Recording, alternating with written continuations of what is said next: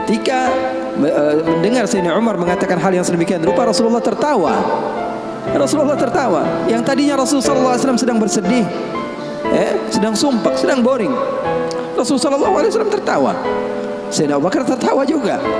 Sayyidina Abu Bakar tertawa, Rasulullah tertawa. Sayyidina Umar bingung, saya lagi cerita sedih kok malah ketawa semua. Ya Abu Bakar, kalau kamu tertawa saya tahu karena Rasulullah tertawa. Rasulullah tidak tertawa kecuali engkau tertawa.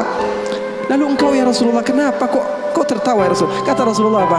Saya ini dari tadi menyendiri di sini gara-gara sumpah. Kenapa? Wahai Umar, sama seperti kalian. Sebabnya siapa? Dua anak kalian, kata Rasulullah SAW. Hei buta, kemari kamu. Ini Nuaiman gak bisa ngelihat orang kecuali dikerjain. Itu Nuaiman, gak bisa ngelihat orang kecuali kerjain. Tapi dia dicintai oleh Allah. Susah kan kalau Allah udah cinta. Makanya cari cinta Allah, bukan cari surganya Allah. Cari ridha Allah, jangan cari surganya Allah. Surga itu makhluk, tapi ridhanya Allah, cintanya Allah itu yang paling mahal.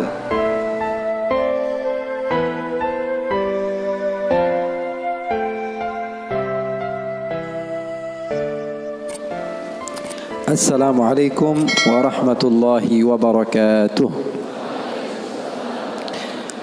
Alhamdulillah wa sallallahu wa sallam wa baraka ala Rasulillah Muhammad ibn Abdullah wa ala alihi wa sahbihi wa man walah. Alhamdulillah, malam hari ini kebahagiaan bagi saya untuk bisa bersanding dengan artis Korea. Alhamdulillah, mudah-mudahan Allah Subhanahu wa taala jadikan malam ini malam penuh dengan keberkahan, malam penuh dengan ilmu, malam penuh dengan amal, malam yang menjadikan kita semakin bertakwa kepada Allah Subhanahu wa taala. Ikhwani, ilmu yang banyak akan tetapi kalau tidak diamalkan hasilnya adalah kosong. Ilmu yang banyak tapi amalnya tidak ada, hasilnya kosong. Akan tapi sebagian orang dia fokus kepada sedikit yang dia miliki dan dia istiqamah di dalam kebaikan tersebut, maka menghasilkan sesuatu yang bisa membuat dia bahagia di dunia dan di akhirat.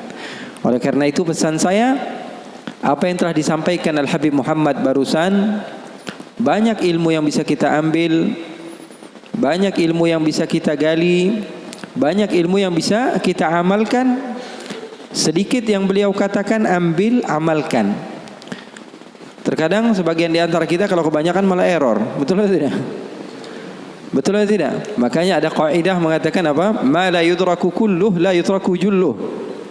Jadi pesan saya di pertemuan ini, insyaallah mulia ini, enggak usah panjang-panjang Yang tadi aja kita ulang-ulang lagi, kita ingat-ingat lagi, kita amalkan. Saya kira segitu saja dari saya.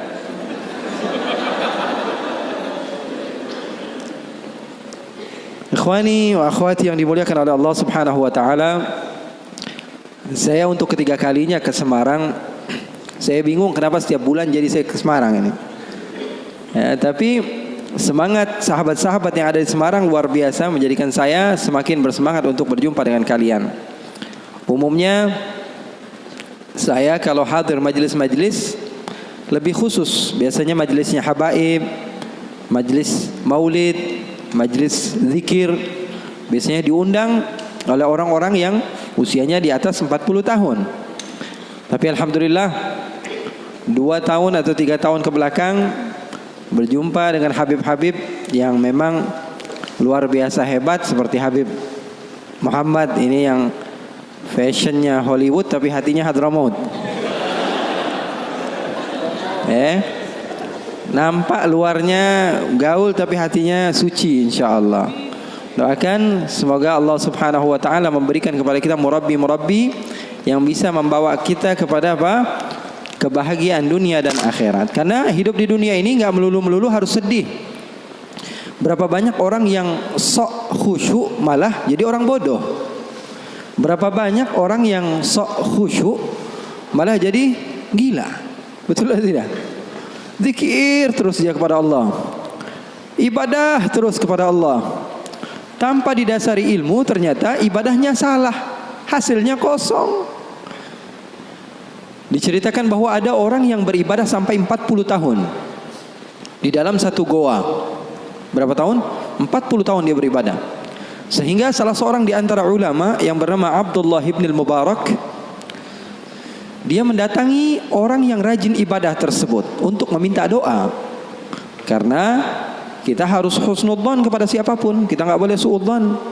Kita meminta doa kepada sahabat kita, siapa tahu doanya lebih diterima oleh Allah dibanding kita. Makanya boleh meminta doa kepada sahabat, meminta doa kepada orang yang menurut kita di bawah kita, meminta doa kepada, bahkan Rasulullah SAW mencontohkan di dalam hadis yang derajatnya sahih. Ketika Sayyidina Umar bin Khattab ingin pergi haji, apa kata Rasulullah? La tansana min du'aika ya ukhay. Ya wahai Umar, jangan lupa untuk mendoakan saya. Yang meminta doa siapa? Nabi besar Muhammad sallallahu alaihi wasallam. Kalau zaman sekarang orang bukan berlandaskan guru yang sampai bersambung ilmunya kepada Rasulullah, bersandar dia haddatsani Google, qala haddatsani YouTube, qala haddatsani Instagram, ya. Pengambilan riwayat ilmunya dari orang-orang yang enggak jelas. Dikit-dikit mengatakan, "Wah, kok minta doa sama orang lain, minta sendiri aja. Memangnya Allah hanya mendengar dari sahabat kamu, bukan dari diri kamu?" Rasulullah contoh tauladan yang baik, Nabi Muhammad saja minta doa daripada sahabat-sahabatnya, daripada Sayyidina Umar bin Khattab. Oleh karena itu, seseorang yang bernama Abdullah ibn al-Mubarak, ini dukun apa, Beb? Kok ini asapnya ke saya terus? Apa sunnah, Beb? Nah, ini boleh kita bahas juga, Beb, ini, Beb. Jadi terkadang sebagian orang mengira sesuatu yang aneh, ya, dan dia tidak mengetahui hal tersebut, itu adalah hal yang salah. Ikhwani, sesuatu yang kamu tidak ketahui tidak mesti itu tidak ada. Paham atau tidak? Itu catat itu. Jadikan selalu di otak pikiran kita, segala sesuatu yang tidak kamu ketahui tidak mesti itu tidak ada. Karena terkadang batas otak pikiran kita hanya sebatas apa yang kita ketahui. Contohnya, saya punya sahabat ini pernah ke Kuala Lumpur sekali doang, padahal ke Kuala Lumpur, ke Malaysia, itu juga transit dia, ya. Dia mau umrah, dia transit sebentar ke Kuala Lumpur, keluar 2 jam, kemudian dia masuk lagi, lalu pergi ke Jeddah. Saya kalau pergi ke Malaysia, karena dulu saya banyak kajian di Malaysia, baru sekitar 3 atau 4 tahun saya tinggalkan Malaysia, saya lebih banyak di sini, ya. Di Indonesia baru sekitar 3 atau 4 tahun. Saya juga, ya, dikontrak beberapa channel di Malaysia juga. Jadi ceramahnya sudah biasa bahasa Upin Ipin lah, ya. Bahasa Upin Ipin. Jadi sekarang berubah sedikit demi sedikit, makanya saya minta maaf kalau ada sebagian bahasa mungkin yang masih terkadang jatuh. Boleh lah, ya kan? Boleh kan? Boleh aja, ya. Ada sebagian bahasa mungkin sedikit jatuh, saya minta maaf. Kalau ada salah seorang di antara sahabat saya yang pernah ke Kuala Lumpur cuma 2 jam saja. Kalau saya pergi ke Malaysia, saya katakan saya ada kajian. Di mana? Di Melaka. Apa ucapan pertama yang dia ucapkan? Dia pasti akan bilang, Melaka itu jauh atau tidak dari Kuala Lumpur ya Habib? Pasti itu yang dia katakan. Kenapa? Karena di otak dia tidak sampai ke Melaka. Bayangan yang ada di dalam pikirannya hanya apa? Hanya Kuala Lumpur. Begitu juga sahabat-sahabat mungkin yang pernah ke Jakarta. Kemana pernah? Oh, saya pernah ke Monas, Habib. Oke. Seumur hidup kamu ke Jakarta pernahnya ke Monas doang? Iya, Habib. Saya pernah ke Monas. Ketika saya mengatakan saya ada pengajian di mana? Di Tanah Abang. Jauh nggak kira-kira dari Monas? Itu pasti ucapan pertama dia. Kenapa? Karena otak dia hanya sebatas Monas. Saya bilang, wah, saya habis belanja nih di Condet, beli gamis. Kalau Condet berapa kilo kira-kira BP ya dari Monas? Pasti ucapan pertama kali apa? Sesuatu yang dia ketahui. Begitulah manusia. Oleh karena itu, saya ingin memesankan kepada kalian bahwa tidak semua itu yang kalian tidak ketahui itu tidak ada, ya. Seperti ini, Rasulullah SAW amatlah menyukai ini. Rasulullah SAW di rumahnya, karena wewangian seperti ini, ya, wewangian seperti ini disukai oleh malaikat. Wewangian seperti ini disukai oleh malaikat. Rasulullah SAW mengajarkan kepada kita untuk apa? Mengurusi, ya, kehidupan duniawi kita. Bahkan sahabat Rasulullah SAW bertanya ketika Rasulullah mengatakan, la yadkhulul jannata man kana fi qalbihi mithqala dzarratin min kibr. Kata Rasulullah, tidak akan masuk syurga orang yang di dalam hatinya ada sebiji zarrah daripada kesombongan. Maka sahabat bingung lalu mengatakan, innar rajula yuhibbu an yakuna na'lahu hasanan wa thawbahu hasanan. Ya Rasulullah, kami ini anak-anak yang ya kekinian lah ya Rasulullah. Pengen kalau pakai baju itu yang bagus, sendal yang bermerek. Sahabat begitu bilang sama Rasulullah, jujur. Maka Rasulullah SAW mengatakan, al-kibru batrul haq wa ghamtun nas. Kamu pakai baju yang bagus, penampilan yang bagus, itu bukan kesombongan, kata Rasulullah. Sombong itu apa? Sombong menurut definisi Rasulullah SAW adalah batrul haq. Dibilangin mana yang benar, dia nggak mau percaya. Wa ghamtun nas, dan ngomongin orang. Nggak pernah ngomongin diri sendiri. Yang dinilai selalu orang lain. Yang dinilai selalu orang lain. Jadi Rasulullah SAW sangat menganjurkan kepada sahabat-sahabatnya untuk senantiasa memakai wewangian. Bahkan kalau ada orang yang memiliki bau yang tidak bagus, masuk ke dalam masjid Rasulullah SAW, Rasulullah katakan, la yadkhulu masjidana hadha. Ada bau-bau bawang, kata Rasulullah SAW, jangan masuk ke masjid kami. Kenapa? Karena malaikat tidak suka kepada bau-bau yang seperti itu. Jadi nanti mungkin bakalan ada muhadarah khusus, nanti kita minta Habib Muhammad menjelaskan tentang bagaimana syama'il Rasulullah SAW, fizikal baginda Rasulullah SAW, kehidupan Rasulullah SAW secara duniawi di rumahnya, bagaimana ketika Rasulullah SAW memiliki wewangian. Rasulullah memiliki satu kotak, isinya apa? Macam-macam. Rasulullah bawa, kalau kita sekarang tas, di dalamnya isinya bermacam-macam. Rasulullah memiliki satu kotak, isinya apa? Sisir. Isinya apa? Isinya sisir. Rasulullah SAW menyisir. Isinya siwak. Isinya alat-alat kebersihan. Senantiasa dibawa oleh baginda Nabi Muhammad SAW. Sesuatu yang kita tidak ketahui itu tidak mesti tidak ada. Kitanya aja yang kurang piknik di dalam membaca. Gampang nyalahin orang lain. Rasulullah SAW bahkan di dalam riwayat, kalau Sayyiduna Uthman bin Affan datang mengetuk pintu, Assalamualaikum ya Rasulullah. Siapa di luar? Abu Bakar, masuk. Assalamualaikum ya Rasulullah. Siapa di luar? Umar, masuk. Kalau Sayyidina Uthman bin Affan yang masuk, kata Siti Aisyah, Assalamualaikum ya Rasulullah. Siapa di luar? Uthman. Uthman ya Rasulullah, kata Siti Aisyah, suruh tunggu dulu di depan. Apa yang dilakukan oleh Rasulullah? Rasulullah masuk kamar, Rasulullah ambil sisir, Rasulullah ambil parfum, Rasulullah SAW pakai jubah yang terbaik yang Rasulullah SAW miliki. Lalu Rasulullah duduk dan mengatakan kepada Sayyidina Uthman, masuk kamu wahai Uthman. Siti Aisyah bingung, ya Rasulullah, kok begini ya Rasulullah? Ayahku dibiasain aja, Sayyidina Umar dibiasain aja, kok ketika Sayyidina Uthman masuk, kamu fashionnya berubah? Ada apa ya Rasulullah? Kata Rasulullah, inna Uthman mustahi. Atau dalam riwayat yang lain, hayy, maluan. Sayyidina Uthman ini orangnya malu. Tastahi minhul malaikah. Bahkan malaikat saja malu sama Sayyidina Uthman bin Affan. Rasulullah SAW memperhatikan hal yang seperti itu. Enggak melulu-melulu orang yang soleh itu adalah orang yang berantakan. Ya enggak.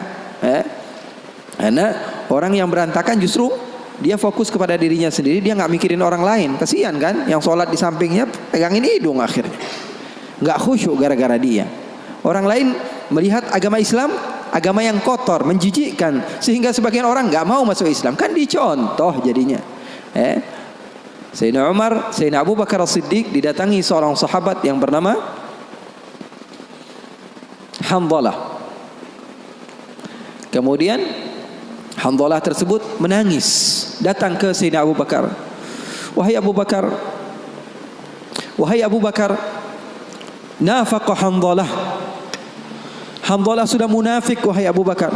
Kenapa wahai Hanzalah? Kata Sayyidina Abu Bakar, aku sudah mendatangi beberapa sahabat, akan tapi aku yakin kau adalah sahabat terdekat Rasulullah. Saya mau curhat sama kamu wahai Abu Bakar. Kenapa kamu katakan kepada saya Hanzalah sudah menjadi orang yang munafik wahai Abu Bakar? Apa ceritanya? Kata Sayyidina Abu Bakar, saya ini, kata Hanzalah, kalau lagi duduk sama Rasulullah, ikut kajian Rasulullah, majlis bersama Rasulullah, hati saya ini tentram, tenang sekali. Rasanya pengen banget jadi hamba yang soleh. Keluar dari majlis pengen menjadi hamba yang dekat dengan Allah. Tapi kalau sudah kumpul sama teman-teman, lupa semua itu. Kalau sudah megang handphone, serasa saya ini bukan hamba yang seperti yang saya inginkan tadi. Kalau saya sudah duduk di kafe sama sahabat-sahabat saya, seakan-akan saya ini bukan anak majlis lagi. Saya ini munafik. Kata Sayyidina Abu Bakar. Sayyidina Abu Bakar ngejawabnya apa? Dengan tangisan juga. Kalau begitu Abu Bakar juga munafik. Abu Bakar juga sama wahai Hanzalah, kata Sayyidina Abu Bakar. Kalau lagi di dekat Rasulullah rasanya pengen banget jadi hamba yang soleh. Kalau lagi di dekat Rasulullah SAW pengen menjadi hamba yang dekat dengan Allah. Tapi kalau sudah keluar, Abu Bakar juga begitu, Sayyidina Abu Bakar, apalagi kita. Terkadang kita dalam majelis saja otaknya di tempat lain. Maka kedua-duanya enggak berani memutuskan hukum. Datang ke Rasulullah dan Rasulullah memberikan jalan keluar. Kata Rasulullah SAW, sa'ah bisa'ah, kata Rasulullah. Wahai Abu Bakar, bolehlah kamu berikan kepada jiwa kamu, raga kamu, pikiran kamu untuk dunia. Sebentar, untuk berbahagia. Agama Islam itu tidak mengekang kalian hanya untuk apa? Solat saja. Karena kalau di dalam Islam hanya solat saja, tentu orang yang solatnya lebih banyak, lebih mulia dibanding orang yang solatnya lebih sedikit. Saya akan katakan orang yang solat isya'nya 8 rakaat tentu lebih hebat dari orang yang solat isya'nya 4 rakaat. Betul atau tidak? Tapi agama Islam bukan dilihat daripada banyaknya. Tapi agama Islam dilihat daripada seseorang ikut akan perintah Allah dan menjauhi larangan-larangan Allah Subhanahu wa ta'ala. Agama Islam agama yang mudah. Mungkin saya pernah ceritakan kepada kalian, ada sahabat Nabi namanya Nuaiman. Siapa namanya? Nuaiman. Pernah atau tidak? Ada sebagian sahabat-sahabat mungkin pernah mendengar. Sahabat Nabi Nuaiman ini orangnya lucu. Nabi Muhammad SAW kalau sudah melihat wajahnya Nuaiman pasti tertawa. Didatangi beberapa sahabat, Rasulullah SAW melihat wajah Nuaiman, Rasulullah tersenyum. Jadi sahabat senang. Terkadang sahabat memaksa, Nuaiman datangi majelisnya Rasulullah supaya Rasulullah tersenyum. Hidup Rasulullah SAW enggak melulu khusyuk begitu, enggak. Rasulullah sering tertawa, tersenyum. Bahkan ketika Rasulullah SAW pernah suatu saat Rasulullah sedang menyendiri, keluar dari rumahnya, duduk sendirian. Datang Sayyidina Abu Bakar. Assalamualaikum ya Rasulullah. Di depan ada seseorang hamba sahaya Rasulullah namanya Anjashah Al-Abdul Aswad. Hamba sahaya Rasulullah, orang hitam. Kalau Rasulullah SAW lagi enggak di rumah, biasanya dia yang jagain Rasulullah.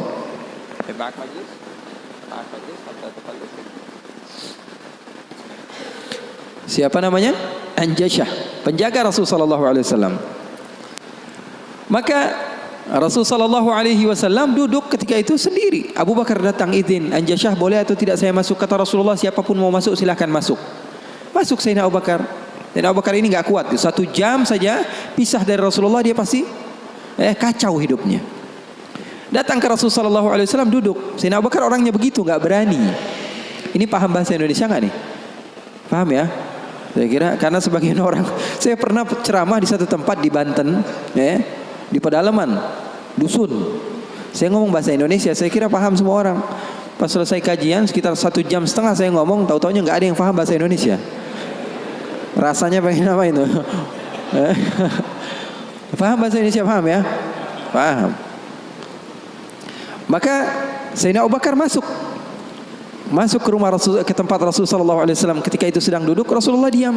Sayyidina Abu Bakar orangnya ini nggak berani memulai omongan, berbeda dengan sahabat yang lain. Melihat Rasulullah dia diam saja. Beliau ini di antara syimahnya, di antara apa? Syama'ilnya, di antara sifat Sayyidina Abu Bakar yang disebutkan perawi bahwa Sayyidina Abu Bakar ini kalau Rasulullah tersenyum dia tersenyum. Kalau Rasulullah nangis dia nangis. Kalau Rasulullah bahagia dia bahagia. Pokoknya yang ada di dalam otaknya Rasulullah saja. Buktinya di dalam hijrah Nabi Muhammad SAW bertanya kepada Sayyidina Abu Bakar, ada air atau tidak? Rasulullah perjalanan beberapa hari, ada air atau tidak? Sayyidina Abu Bakar bergegas mencari air. Dapat sedikit, diberikan kepada Rasulullah SAW. Rasulullah minum. Lalu beliau mengatakan, "Fasyariban nabiyyu wartawaitu ana." Katanya Rasulullah yang minum, tapi yang lepas dahaga saya. Sallu ala nabi. Itu yang namanya cinta. Itu yang namanya cinta. Yang minum Rasulullah, tapi yang lepas dahaga siapa? Sayyidina Abu Bakar As-Siddiq. Maka Sayyidina Abu Bakar duduk diam. Rasulullah enggak ngomong, dia enggak ngomong. Al-Abdul Aswad tadi, Al-Anjashah, hamba sahaya Rasulullah SAW ngeliatin aja. Rasulullahnya diam, Abu Bakarnya diam. Enggak ada suara sama sekali. Sering saya juga begitu kalau sama santri-santri, murid-murid begitu. Sayanya diam, murid saya diam. Saya megang handphone, dia megang handphone. Rasulullah SAW diam, Sayyidina Abu Bakar diam. Sayyidina Umar datang, Assalamualaikum ya Rasulullah. Waalaikumsalam. Kata Rasulullah SAW, masuk duduk Sayyidina Umar. Sayyidina Umar dia orangnya enggak bisa diam. Beda sama Sayyidina Abu Bakar As-Siddiq. Duduk sebentar, 5 menit, Rasulullah diam, Abu Bakar diam. 10 menit, 15 menit masih diam. Lalu Sayyidina Umar memberanikan untuk membuka pembicaraan. Dia katakan, "Ya Rasulullah." "Iya ya Umar, saya mau tanya ya Rasulullah. Mau cerita, mau curhat ya Rasulullah." "Silahkan wahai Umar." "Saya punya istri di rumah ya Rasulullah." Ceritanya istri. Udah dikasih uang belanja masih kurang aja. Sudah dicukupi keperluannya masih saja marah-marah. Nah, itu orang yang udah punya istri ya. Nggak punya istri kesian deh lo. Jangan senyum-senyum ya. Semuanya yang ngerasa. Sayyidina Umar bin Khattab, dia mengatakan apa? "Ya Rasulullah, saya punya istri di rumah ya Rasulullah. Sudah saya kasih uang masih kekurangan saja ya Rasulullah. Sudah saya cukupi keperluannya masih saja ya Rasulullah." Cerita panjang lebar tentang istrinya kepada Rasulullah SAW. Serius ini Sayyidina Umar. Rasulullah ketika mendengar Sayyidina Umar mengatakan hal yang sedemikian rupa, Rasulullah tertawa. Rasulullah tertawa. Yang tadinya Rasulullah SAW sedang bersedih, sedang sumpah, sedang boring. Rasulullah SAW tertawa. Sayyidina Abu Bakar tertawa juga. Sayyidina Abu Bakar tertawa, Rasulullah tertawa. Sayyidina Umar bingung. Saya lagi cerita sedih kok malah ketawa semua. "Ya Abu Bakar, kalau kamu tertawa saya tahu karena Rasulullah tertawa. Rasulullah tidak tertawa kecuali engkau tertawa. Lalu engkau ya Rasulullah kenapa kok tertawa ya Rasulullah?" Kata Rasulullah apa? "Saya ini dari tadi menyendiri di sini gara-gara sumpek." "Kenapa wahai Umar?" "Sama seperti kalian. Sebabnya siapa? 2 anak kalian," kata Rasulullah SAW. Faham atau tidak? Sayyidina Umar cerita panjang lebar tentang istrinya. Kata Rasulullah SAW, "Saya juga datang ke sini menyendiri, lari dari rumah. Karena apa? Karena ulah anak 2 kalian." Karena Rasulullah SAW memiliki istri Sayyidatuna Aisyah dan Sayyidatuna Hafsah, putri Sayyidina Umar. Jadi begitu. Yang namanya suami sekelas Rasulullah SAW saja digituin, apalagi ente. apalagi kita sekelas Rasulullah SAW saja mendapatkan cobaan dari Allah Subhanahu Wa Taala begitu. Ini sebagian sahabat akhwat bilang sama saya, "Habib, saya ini gak bakalan bisa jadi hamba yang solehah." "Kenapa?" "Saya dulu sering ikut kajian Habib, tapi setelah saya menikah saya dikekang oleh suami saya Habib. Susah mau ngapa-ngapain. Dia sholatnya malas, ibadahnya malas, zikirnya malas. Kalau saya gak jadi solehah, yang tanggung jawab kan suami saya Habib ya." Saya katakan kepadanya, "Itu kejadian benar." Iya betul ya Habib," dia bilang. "Suami saya itu tidak mendidik ya Habib." "Bagaimana?" Saya bilang, "Ada seseorang yang mulia yang solehah bernama Siti Asia." Tahu Siti Asia? Tahu Siti Asia? Itu mulia dan dimuliakan Al-Quran, dimuliakan Rasulullah. Bahkan beliau termasuk wanita terbaik menurut agama Islam. Kamu tahu siapa suaminya? Fir'aun. Saya bilang, suami kamu nggak Fir'aun amat. Betul atau tidak? Suami kamu nggak Fir'aun amat. Kamu masih bisa untuk menjadi orang yang seperti Siti Asia. Jadi intinya apa? Intinya di dalam kekeluargaan itu kita saling melengkapi. Pasti bakalan ada musibah, pasti bakalan ada cobaan. Nabi Muhammad SAW saja, dalam riwayat bersama Sayyidatuna Aisyah, Sayyidatuna Aisyah pernah cemburu sama Rasulullah SAW. Waktu itu Sayyidatuna Aisyah sedang belajar masak. Setelah masak Siti Aisyah, Rasulullah SAW disiapkan di hadapan Rasulullah beberapa roti gitu ya. Ada maroknya, ada kuahnya. Siti Aisyah sedang masak. Setelah masak, Sayyidatuna Aisyah sedang serius-seriusnya masak ini. Umurnya ketika itu sekitar 14 atau 15 tahun. Baru gede, lagi semangat-semangatnya membahagiakan suaminya. Karena Siti Aisyah, Rasulullah wafat usianya baru 18 tahun. Sementara putri Rasulullah Siti Fatimah usianya berapa? 30 tahun. Masak Sayyidatuna Aisyah. Ketika sedang masak, ada yang mengetuk pintu rumah Rasulullah. "Assalamualaikum ya Rasulullah." Ternyata jariyah, hamba sahaya, perempuan yang membawa apa? Membawa lauk, membawa kuah, yang membawa marok. Kata Rasulullah, "Siapa di luar?" "Saya hamba sahayanya Ummu Salamah." Ya, Rasulullah punya istri juga namanya Ummu Salamah. Rasulullah punya istri itu memiliki kelebihan masing-masing. Ummu Salamah itu terkenal pintar masaknya. Jadi bawa lauk untuk Rasulullah SAW yang ketika itu di dalam rumahnya Siti Aisyah yang sedang belajar masak. Ini gimana caranya saya supaya apa? Membahagiakan suami saya. Lagi asik-asik masak, tiba-tiba ada makanan yang enak datang. Kira-kira Rasulullah makan yang mana?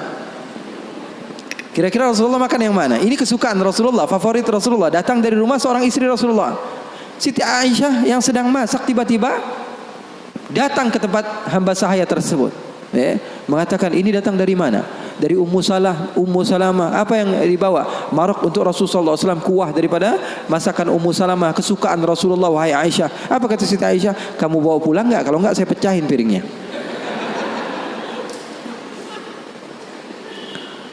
Yang jadi masalah di hadapan beliau Siti Aisyah ketika itu ada Rasulullah.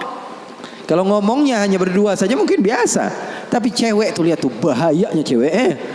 Inna kaidakunna azim, kata Allah. Sesungguhnya tipu daya muslihat perempuan itu azim. Allah yang bilang. Sementara muslihatnya syaitan, kata Allah Subhanahu wa taala, dhaif, lemah. Di dalam Al-Qur'an kalian baca, betul Beb?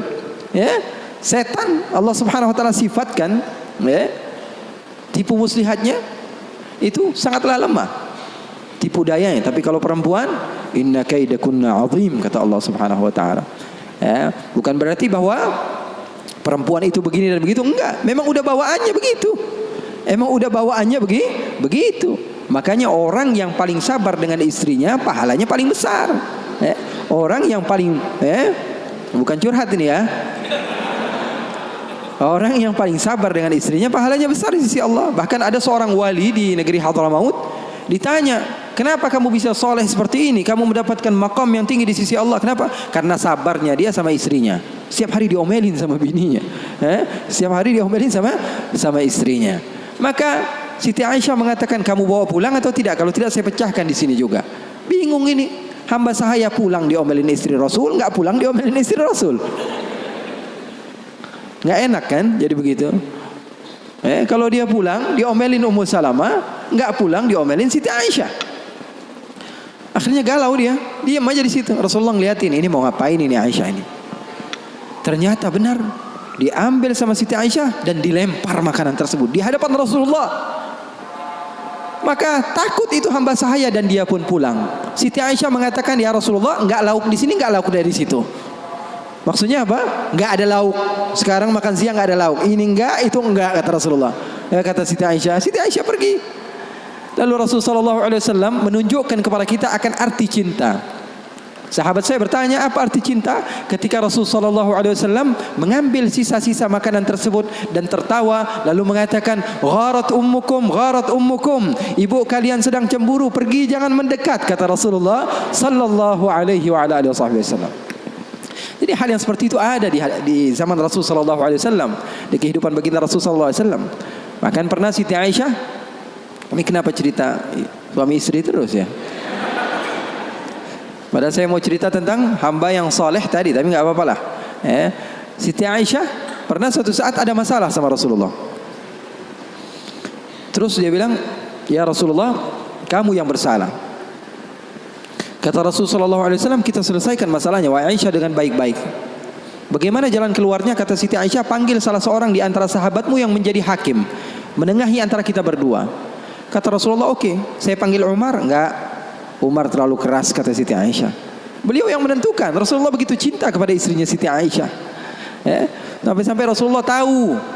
Di dalam Bukhari, Rasulullah SAW mengatakan kepada Siti Aisyah, wahai Aisyah, aku tahu kapan kamu marah, kapan kamu tidak marah.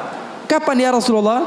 Kata Siti Aisyah, kata Rasulullah, ketika kamu bersumpah, wa Rabbi Ibrahim, demi Tuhannya Nabi Ibrahim, berarti kamu tidak sedang mau menyebut namaku, kamu berarti lagi marah. Tapi kalau lagi kamu berbahagia denganku dan senang kepadaku, kamu akan mengatakan, wa Rabbi Muhammad, demi Tuhannya Nabi Muhammad Sallallahu Alaihi Wasallam. Maka Sayyidina Umar, kata Rasulullah, kata Sayyidatuna Aisyah, enggak mau. Sayyidina Umar terlalu tegas. Kita panggil Uthman. Uthman nanti lebih membela kamu ya Rasulullah. Dia orangnya maluan, pemalu. Kata Rasulullah, kalau begitu Sayyidina Ali bin Abi Thalib, kalau itu sih pasti menang Rasulullah, sepupunya Rasulullah, mantunya Rasulullah. Terus siapa yang kamu mau? Abu Bakar? Abu Bakar sepertinya lebih cocok ya Rasulullah. Kata Siti Aisyah, Abu Bakar sepertinya lebih cocok, bapaknya. Akhirnya kata Rasulullah, oke, kita panggil Sayyidina Abu Bakar. Dipanggil Sayyidina Abu Bakar. Bingung Sayyidina Abu Bakar. Sayyidina Abu Bakar sudah tahu ini. Ini pasti kerja ulah Siti Aisyah ini. Kenapa saya dipanggil Rasulullah sallallahu alaihi wasallam? Datang Sayyidina Abu Bakar mengatakan kepada Rasulullah sallallahu alaihi wasallam, "Ada apa ya Rasulullah?" Kata Rasulullah, "Saya sedang ada masalah dengan Siti Aisyah, dengan Aisyah. Saya ingin diselesaikan dengan baik-baik. Kamu menjadi penengah. Kamu bukan sahabat saya, bukan murid saya, dan kamu bukan sebagai ayah daripada Aisyah, tapi kamu sebagai hakim yang bijak yang memisah, yang menyelesaikan masalah kami berdua." Oke, kata Sayyidina Abu Bakar. Duduk Sayyidina Abu Bakar. Ditanya sama Rasulullah sallallahu alaihi wasallam, "Ayo Abu Bakar mulai." Sayyidina Abu Bakar mulai. Kata Sayyidina Abu Bakar, "Saya mau tahu asal usul masalahnya ini dari mana." Belum sempat Rasulullah sallallahu alaihi wasallam menjawab, Sayyidatuna Aisyah sudah mengatakan, "Yang salah dia bukan saya." Sayyidatuna Aisyah enggak mau menyebut nama Rasulullah. "Yang salah dia," kata Sayyidatuna Aisyah. Marah Sayyidina Abu Bakar, berdiri mau dipukul Sayyidatuna Aisyah. "Kurang ajar kamu sama Rasulullah." Ketika mau dipukul Siti Aisyah, apa yang beliau lakukan? Beliau kembali kepada Rasul sallallahu alaihi wasallam dan berlindung kepada Rasul sallallahu alaihi wasallam. Di belakang Rasul sallallahu alaihi wasallam. Lalu Rasul sallallahu alaihi wasallam memegang tangan Sayyidina Abu Bakar yang mau memukul Siti Aisyah dan mengatakan, "Wahai Abu Bakar, kalau mau main kekerasan bukan di sini tempatnya. Dia adalah istri saya." Keren enggak Rasulullah?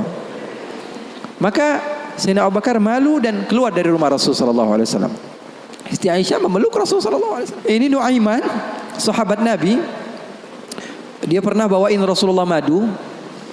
Dikasih Rasulullah sallallahu alaihi wasallam madu. Setelah diberikan kepada Rasulullah, Rasulullah makan, mengajak beberapa sahabat untuk makan bersama Nuaiman. Ini disebutkan di dalam kitab Usdul Ghabah, fi tamyiz as-sahabah, Ibn al-Athir. Apa? Diberikan madu kepada siapa? Kepada Rasulullah SAW. Rasulullah ambil madunya, diberikan kepada sahabat-sahabat Rasulullah SAW. Setelah dimakan oleh Rasulullah SAW, tiba-tiba Nuaiman datang bersama seorang pria. Lalu Rasulullah bertanya kepada Nuaiman, "Siapa dia?" Kata Nuaiman, "Ini penjual madunya ya Rasulullah." "Maksud kamu?" "Saya tadi niatnya mau beliin Rasulullah tapi nggak ada uangnya." "Maksudnya?" "Rasulullah yang bayar." Rasulullah sudah habiskan madunya dan Rasulullah SAW disuruh bayar sama Nuaiman. Lalu Rasulullah SAW bertanya kepada Nuaiman, "Nuaiman, kamu berani sekali sama saya," kata Rasulullah. "Oh, kamu berani sekali." Apa kata Nuaiman? "Saya jujur ya Rasulullah, saya nggak pernah melihat ada satu baju baru yang datang di kota Madinah atau makanan baru kecuali saya berharap saya adalah orang yang pertama menunjukkannya kepadamu dan memberikannya kepadamu ya Rasulullah." Wah, bagus itu. Masalahnya cuma satu ya Rasulullah, nggak punya fulus, nggak punya uang ya Rasulullah. Masalahnya saya semua. Nah, begitulah Nuaiman. Kisah hidupnya luar biasa, membuat Rasulullah SAW bahagia. Orang yang seperti itu, kalau kita yang jadi seperti itu, mungkin kita adalah orang yang pertama kali masuk neraka. Kurang ajar sama Rasulullah. Tapi terkadang ada sebagian orang yang melakukan keburukan, tapi kalau dicintai oleh Allah, keburukannya menjadi kebaikan. Orang, kalau kamu cinta kepadanya, apapun yang dia lakukan, keburukan sekalipun, di mata kamu dia melakukan hal yang indah. Itu rasio loh. Seorang bapak atau ibu, anaknya padahal biasa-biasa aja, nggak ganteng-ganteng amat, setiap hari dibilang, "Waduh, cakep banget anak saya." Foto dia melulu di Instagram. Betul atau tidak? Padahal orang lain melihatnya biasa aja ini anak. Tapi bagi dia, di mata orang tua, anaknya adalah hal yang terindah baginya. Begitu juga ketika anaknya salah, di mata orang tua terkadang dia melihat anaknya nggak salah, yang salah orang lain. Kenapa? Karena matanya sudah cinta kepada anaknya tersebut. Jadi bisa dimaklumi. Terkadang ada sebagian orang yang dia melakukan amaliyah yang buruk. Amaliyah buruk, jelas-jelasan. Tapi Allah cinta kepada hamba tersebut. Apa yang dia dapatkan? Dia dapatkan ridhonya Allah. Kita yang suudzon dapat apa? Dapat keburukan. Bareng-bareng sama saya kaji Al-Quran. Bagaimana Nabi Musa berdoa. Allah katakan, "Falamma akhadathum ar-rajfah." Tatkala Nabi Musa didatangi musim paceklik, enggak ada air sama sekali. Nabi Musa berdoa. Apa doa Nabi Musa? Qala rabbi law syi'ta ahlaktahum min qablu wa iyyai. Ya Allah, kenapa enggak dikasih air sih? Law syi'ta ahlaktahum min qablu wa iyyai. Kalau mau hancurin sekalian, jangan airnya doang ya. Marah-marah sama Allah. Kalau mau hancurkan sekalian semuanya. Atuhlikuna bima fa'ala as-sufaha'u minna? Ya Allah, kenapa engkau menghancurkan kami atau menahan air dari kami hanya karena beberapa orang oknum saja daripada hamba-Mu yang berada bersama kami yang melakukan kesalahan? Kenapa kami semua yang kena imbasnya? Marah-marah sama Allah. Kemudian Nabi Musa mengatakan, in hiya illa fitnatuk. Balik-baliknya semua fitnah datangnya darimu ya Allah, bukan dari kami. Kalau yang doa kita, mungkin kita sudah menjadi orang yang kufur pertama kali, marah-marah sama Allah. Tapi yang berdoa orang yang dekat kepada Allah, hasilnya apa? Hasilnya Allah memberikan kebaikan. Makanya poin di sini yang saya ingin sampaikan kepada kalian, terkadang orang lain melakukan maksiat, kita jelas-jelasan melihat dia maksiat, kemudian kita menghinakan dia, sementara dia di mata Allah adalah orang yang baik. Kita semakin jauh, dia semakin dekat. Itu hasilnya. Makanya ulama-ulama kalian, para habaib-habaib kalian mengajarkan kepada kalian apa? Untuk menutup mata kalian daripada kesalahan orang lain. Fokus saja sama diri sendiri. Terus saya mendengar, mengikuti kajian-kajian Habib Muhammad, habaib-habaib yang lain, Habib Muhammad bin Anis yang sering ke sini, ustadz-ustadz yang sering bersama Habib Muhammad. Saya tahu mengajarkan kepada kalian untuk persatuan, untuk bareng-bareng. Kenapa? Karena orang kalau dia menganggap orang lain buruk, sementara orang yang dianggap buruk tersebut di sisi Allah adalah hamba yang dekat dengan Allah, maka kita kena imbasnya. Kita dapat dosanya. Di zaman Rasulullah SAW sudah meninggal, Rasulullah SAW sudah intaqala ila rafiqil a'la. Bahasa meninggal sepertinya kurang pas buat Rasulullah SAW. Rasulullah SAW berpindah kepada alam yang lain. Datang Rasulullah SAW di zaman Sayyidina Uthman bin Affan. Nuaiman duduk di depan masjid Rasulullah SAW. Rasulullah sudah nggak ada. Nuaiman sumpek. Biasanya Rasulullah SAW dimainin sama dia. Ini duduk di masjidnya Rasulullah SAW. Nggak ada kerjaan dia. Dia ambil batu, dia lempar, ngeliatin orang yang bolak balik sana. Kalau kata orang Malaysia, pusing sana, pusing sini, balik sana, balik sini. Nuaiman melihat ada orang yang buta, orang yang nggak bisa melihat, megang tongkat. Jalan, dia pusing sana, pusing sini, balik sana, balik sini. Nuaiman, saya lagi sumpek, ini orang bikin tambah sumpek. Dipanggil sama Nuaiman, hei buta, kemari kamu. Ini Nuaiman gak bisa ngelihat orang kecuali dikerjain. Itu Nuaiman, gak bisa ngelihat orang kecuali kerjain. Tapi dia dicintai oleh Allah. Susah kan, kalau Allah udah cinta. Makanya cari cinta Allah, bukan cari surganya Allah. Cari ridha Allah, jangan cari surganya Allah. Surga itu makhluk, tapi ridhanya Allah, cintanya Allah itu yang paling mahal. Nuaiman akhirnya dipanggil buta, buta kamu kemari. Kenapa kata si buta? Saya ini pusing, saya lagi sumpek, ngelihat kamu tambah sumpek, kata Nuaiman. Saya ini bukan mau bikin sumpek orang, kata si buta. Lalu apa yang kamu ingin lakukan? Saya ini dari tadi cari toilet, saya kebelet, kata si buta. Saya bersama anak saya yang biasa membawa saya, tapi anak saya sekarang sedang pergi ke pasar. Saya tidak tahu di mana dia. Saya sudah nggak kuat. Kata Nuaiman, oh kamu cari toilet, bilang dari tadi nanti saya bantu, kata Nuaiman. Dipegang tangannya sama Nuaiman. Ini mau balas dendam ini Nuaiman. Ini dipegang tangannya, dibawa kemana? Ke masjidnya Rasulullah Sallallahu Alaihi Wasallam. Dulu masjid nggak ada toiletnya, beda sama sekarang. Sekarang orang ke rest area yang lihat ada masjidnya nggak? Ada. Mau ngapain? Mau sholat duha? Bukan, cari toiletnya. Nah, orang zaman sekarang kan begitu. Maka Nuaiman memegang tangan si buta, dibawa ke masjidnya Rasulullah. Kira-kira sudah dekat mihrab, di samping, di depan, katanya, oh ini toiletnya. Kamu mau ngapain? Terserah kamu di sini. Apakah sudah tidak ada orang di belakang saya? Tidak ada, sudah aman tempatnya. Nuaiman kabur udah nggak ngurusin lagi udah. Orang lagi sholat banyak, sahabat-sahabat tabi'in lagi pada sholat. Ini tiba-tiba di depan, bayangin di depan situ ada yang buka celana. Yang lagi sholat, mereka mempercepat sholatnya lalu maju ke depan, ingin dipukul ini orang. Ternyata ketika dilihat, wah buta ternyata. Kenapa kamu berani buang air kecil di masjidnya Rasulullah? Awa masjidi Rasulullah. Apakah ini masjidnya Rasulullah? Iya, ini masjidnya Rasulullah. Inna lillahi wa inna ilaihi raji'un. Kata siapa? Si buta ini. Tadi saya cari-cari toilet, tiba-tiba saya berjumpa dengan orang yang sepertinya orang baik. Dari tutur bicaranya adalah orang baik. Dia katakan ini adalah toilet, tempat buang air kecil. Kata sahabat-sahabat, pasti ulahnya Nuaiman. Karena semua sudah tahu, sudah ini kerjaan Nuaiman, gak ada selain dia. Maka siapa kata si buta? Nuaiman.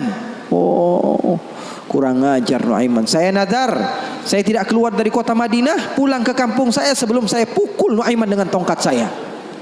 Buta ini sudah begitu marah. Akhirnya dia keluar dari masjid, dia cari-cari. Dia pusing sana, pusing sini, lari sana, lari sini. Dia cari di mana yang namanya Nuaiman. Tanya ke sana, tanya kemari. Tahu nggak Nuaiman? Oh, Nuaiman kalau dicari nggak bakalan ketemu. Ya? Tiba-tiba dia sudah capek, ini si buta. Nuaiman datang. Nuaiman tanya, nakkar sautu. Dia rubah suaranya. Buta, lagi ngapain sendirian di sini? Dia bilang, saya lagi sumpek ini. Sumpek kenapa? Saya ditipu sama orang. Siapa namanya? Nuaiman. Terus kamu mau ngapain sekarang? Saya mau balas dendam. Oh, sini saya antar kamu kepada Nuaiman. Padahal yang ngomong siapa? Nuaiman. Ini bukan cerita-cerita saya yang bikin loh, bukan. Ada riwayatnya. Maka Nuaiman memegang tangan si buta, dibawa lagi kemana? Dia bohongi, dia tipu. Dia ajak keliling-keliling dulu, seakan-akan tempatnya sudah jauh. Selepas itu dia bawa ke masjidnya lagi.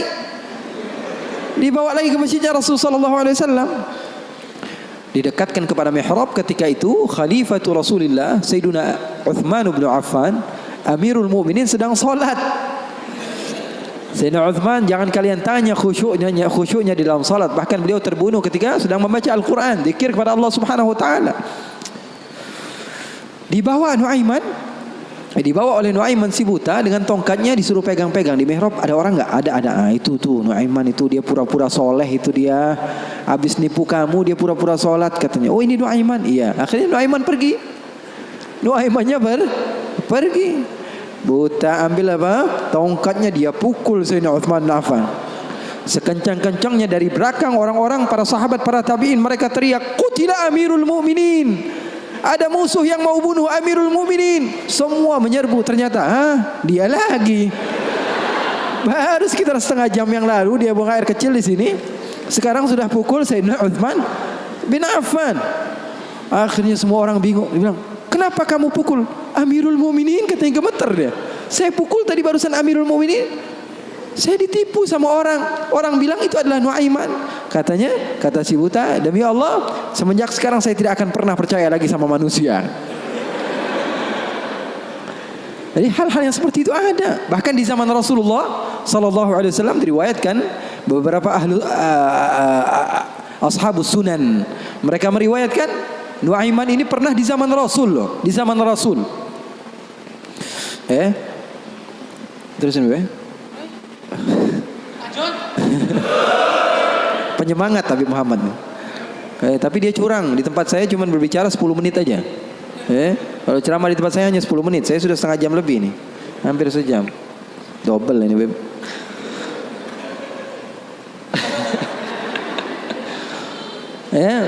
Nuaiman di zaman Rasulullah SAW, Sayyidina Abu Bakar ini banyak rihlah, banyak pergi kemana-mana, pergi ke Syam untuk berdagang, berbisnis. Suatu saat Sayyidina Abu Bakar datang ke Rasulullah mengatakan, ya Rasulullah, saya mau izin. Izin apa wahai Abu Bakar? Saya mau ajak Nuaiman ini ikut saya berbisnis ke negeri Syam, ke luar negeri ini, bikin paspor Nuaiman. Keren, ke daerah lain, ke Syam. Kata Rasulullah, ya sudah bawa saja Nuaiman, gak apa-apa. Sahabat Nabi izin dulu sama Rasulullah. Dibawa Nuaiman. Dibawa Nuaiman bersama beberapa orang yang ikut. Biasa Sayyidina Abu Bakar kalau berbisnis berdagang ke negeri Syam, dia bawa rombongan yang banyak. Di antaranya tadi Nuaiman. Nuaiman dibawa. Sesampainya di negeri Syam, semua dibagi tugasnya oleh Sayyidina Abu Bakar. Kamu berdagang, kamu membeli, fulan bin fulan, semuanya mendapat apa? Tugas dari Sayyidina Abu Bakar. Ada seseorang di antara sahabat Sayyidina Abu Bakar, namanya Huwaitib. Namanya siapa? Huwaitib. Ini orangnya polos. Orangnya polos banget. Kata Sayyidina Abu Bakar, kamu seperti biasa wahai Huwaitib. Apa kerjaan kamu? Pekerjaan kamu jaga makanan. Kalau saya minta makan, kamu kasih. Kalau saya belum datang, maka jangan beri makanan. Nuaiman tanya, saya kerjaannya apa wahai Abu Bakar? Kamu mau ngapain terserah kamu wahai Nuaiman. Yang penting kamu hadir bersama-sama. Rasulullah SAW dan sahabatnya itu manhaj mereka, nggak melulu serius aja. Kalau kalian dapatkan guru-guru kalian mengajak sedikit bercanda kepada kalian atau berlaku asik kepada kalian, itu manhaj Rasulullah SAW di dalam menggapai hati seseorang sehingga dia mau untuk mendekati agama Islam. Ini enggak, dikit-dikit matanya melotot, melihat ke kanan bilang sesat, ngelihat ke kiri dibilang sesat, ini orang salah, ini orang enggak betul, ini orang enggak baik. Enggak, Rasulullah enggak begitu. Rasulullah SAW penuh dengan kebijakan. Enggak juga Rasulullah SAW ngegampangin. Wah ini boleh, yang ini boleh, yang ini boleh, semuanya boleh. Enggak juga, ada batas-batasannya. Makanya kalian beruntung di dalam satu manhaj, la ifrat wa la tafrid. Enggak berlebih-lebihan, enggak kekurang-kurangan. Ya. Maka Nuaiman bertanya kepada Sayyidina Abu Bakar, "Pekerjaan saya apa?" "Pekerjaan kamu terserah mau ngapain aja." Sayyidina Abu Bakar pergi berbisnis. Nuaiman enggak ada kerjaan, akhirnya lapar. Dia datang kepada Huwaitib, mengatakan kepada dia, "Tib, saya sudah lapar nih. Saya pengen makan nih. Berikan kepada saya makanan." Kata Huwaitib, dia mengatakan, Wahai Nuaiman, sekarang belum waktunya makan. Kita tunggu Abu Bakar sekitar sejam 2 jam lagi dia datang, baru saya akan berikan makan. Ini kan amanat dari Sayyidina Abu Bakar, sahabat Nabi. Ini orangnya polos banget ini, sahabatnya Sayyidina Abu Bakar. Akhirnya Nuaiman bilang, "Saya sudah lapar, saya nggak bakalan kuat nunggu Abu Bakar." Ini orangnya aneh, yang ini orangnya polos. Yang satu bilang, "Wah enggak, saya takut dibilang enggak amanah." "Oh, kamu berani melawan saya?" kata Nuaiman. Lalu melunak ini Huwaitib, dia bilang, "Tolonglah Nuaiman, jangan jahat sama saya. Kalau Rasulullah saja bisa kamu kerjain, apalagi saya. Tolonglah," katanya, "jangan macam-macam." Kata Nuaiman, "Kamu berikan makanan, kalau tidak saya bikin masalah sama kamu." Ngancam Nuaiman. Akhirnya dia mengatakan, "Waduh, gimana ini? Ini amanat dari Abu Bakar. Sudah terserah kamu. Yang terpenting saya tidak akan berikan makanan sehingga Abu Bakar datang. Kamu mau ngapain terserah kamu." Akhirnya Nuaiman bilang, "Wah, nantang saya," kata Nuaiman. Apa yang dilakukan Nuaiman? Nuaiman pergi ke pasar. Dia cari tempat penjualan hamba sahaya. Dia lihat, wah ini hamba sahaya jual. Berapa harganya? 300 dirham. Yang ini berapa? 300 dirham. Yang ini berapa? 300 dirham. Wah, dia bilang, mahal-mahal ya hamba sahaya di sini, kata. "Loh, memangnya kenapa?" "Saya punya hamba sahaya, saya mau jual 100 dirham saja," kata. "Apa?" kata Nuaiman, "Saya punya hamba sahaya, saya mau jual 100 dirham saja." "Wah, murah sekali hamba sahaya kamu." "Iya, cuma dia punya kekurangan." "Kekurangannya apa?" "Kalau kalian tangkap, dia bakalan bilang, 'Saya bukan hamba sahaya, saya orang bebas.' Saya bukan hamba saya orang bebas." Wah, kata orang-orang, "Saya mah nggak perlu sama bacotnya, yang penting kerjanya. Dia mau ngomong apa terserah, yang terpenting dia mau kerja." "Oh, kalau begitu, deal. Saya jual hamba sahaya saya, dapat uang 100 dirham nih, uang yang banyak." Kemudian didatangi Huwaitib, kemudian dikatakan, "Wah, itu tuh hamba sahaya saya." Ditangkaplah Huwaitib. Teriak-teriak dia, "Saya bukan hamba sahaya, saya orang merdeka." Kata yang beli, "Kami udah tahu ini kekurangan kamu." Nuaiman tuh cerdasnya, pinter otaknya. Akhirnya dibawalah ini orang ke pasar dan dijual di pasar. Itu sahabat Nabi padahal dimainkan sama Nuaiman. Nuaiman ambil uangnya, dia beli makanan, beli baju, belanja dia, shopping akhirnya. Dia beli peralatan segala macam, dia pulang akhirnya. Sayyidina Abu Bakar tanya, "Mana ini Huwaitib?" katanya. "Mana kok nggak ngasih makanan sama sekali? Di mana dia pergi?" Kata Nuaiman, "Udah aneh jual." Jujur lagi dia, "Udah, di mana ente jual?" "Salah sendiri," katanya. "Saya minta makan nggak dikasih makan, akhirnya jual." Ketawa Sayyidina Abu Bakar. "Di mana kamu jual? Ayo kita pergi ke dia." Dicari di pasar, ternyata Huwaitib masih berada di satu tempat, di situ dia dijual. Untung belum dibeli orang itu. Berapa kalau udah dibeli orang lain kan? Sayyidina Abu Bakar bilang, "Ini berapa harganya?" 300 dirham. Dibayar sama Sayyidina Abu Bakar langsung. Dibayar sama Sayyidina Abu Bakar. Akhirnya dibawa pulang ke kota Madinah. Sayyidina Abu Bakar menceritakannya kepada Rasulullah SAW. Rasulullah tertawa sejadi-jadinya katanya. Hatta badat nawajidhuhu. Sampai katanya gigi geraham Rasulullah kelihatan katanya. Saking Rasulullah tertawa sejadi-jadinya ketika mendengar kisah antara Nuaiman tersebut. Katanya halal haul. Kata perawinya sampai 1 tahun berlalu, kisah Rasulullah pasti tetap tentang Nuaiman ngejual sahabatnya yang lain. Rasulullah SAW hidupnya asik. Rasulullah SAW hidupnya seru. Oleh karena itu, yang terpenting apa? Ilmu walaupun sedikit tapi amal. Ilmu walaupun sedikit tapi amal. Oke, nggak apa-apa, asik-asikan di dalam kehidupan dunia kita, nggak apa-apa. Yang terpenting apa? Berlandaskan ilmu. Amal itu berlandaskan ilmu. Abdullah bin Mubarak tadi, dia datang ke goa, berjumpa dengan seseorang yang sudah beribadah selama 40 tahun. Abdullah bin Mubarak bilang, wahai Syekh, doakan saya, kamu adalah orang yang soleh, orang yang dekat dengan Allah, doakan supaya saya dekat kepada Allah Subhanahu wa taala. Katanya, iya, baiklah, saya akan doakan kamu. Ini kata orang yang rajin ibadah tadi, 40 tahun dia beribadah. Didoakan oleh dia. Kemudian Abdullah bin Mubarak, ringkas cerita, izin pulang. Ketika pulang, Abdullah bin Mubarak melihat keanehan. Ini kok hamba Allah dia pakai gelang. Bukan pakai gelang, pakai kalung. Ini kok dia pakai kalung? Ketika diperhatikan sepertinya ada sesuatu di kalungnya. Ketika didekati ternyata apa? Dia pakai bangkai tikus. Jadi di sini dia pakai kalung, di bawahnya ada bangkai tikus. Na'udzubillah min dzalik. Ditanya sama Abdullah bin Mubarak, itu yang kamu pakai apa? Oh, ini ceritanya sudah lama katanya. Bagaimana ceritanya? 40 tahun yang lalu, ketika saya pertama kali datang ke tempat ini untuk beribadah hijrah kepada Allah, saya mau hijrah nih. Saya tinggalkan kehidupan saya yang lalu. Saya duduk di tempat ini, saya beribadah. Saya rapikan tempat ini karena saya tahu tempat ini tempat makan saya, tempat tidur saya, tempat sholat saya. Ketika saya sedang merapikan, ternyata ada tikus. Akhirnya saya bunuh. Takut saya diganggu oleh tikus tersebut. Setelah saya bunuh, saya berpikir, saya beristikharah. Dia bilang istikharah lagi. Dia bilang, saya pikir saya datang ke tempat ini untuk beribadah kepada Allah, tapi kenapa saya mengganggu hambanya Allah? Maka setelah itu saya bernadar, saya tidak akan sholat kecuali membawa dia. Dia bilang, saya tidak akan sholat kecuali membawa dia. Bingung Abdullah bin Mubarak, kamu tidak tahu bahwa bangkai ini adalah sesuatu yang najis, sholat kamu bisa menjadi tidak sah. Jangankan ibadah sunnah kamu, ibadah wajib kamu saja perlu diqadha. Ibadah wajib kamu saja tidak sah.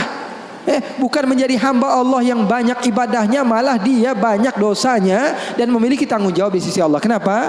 Alasannya karena nggak punya ilmu. Mau banyak-banyak hasil tapi ilmu nggak ada.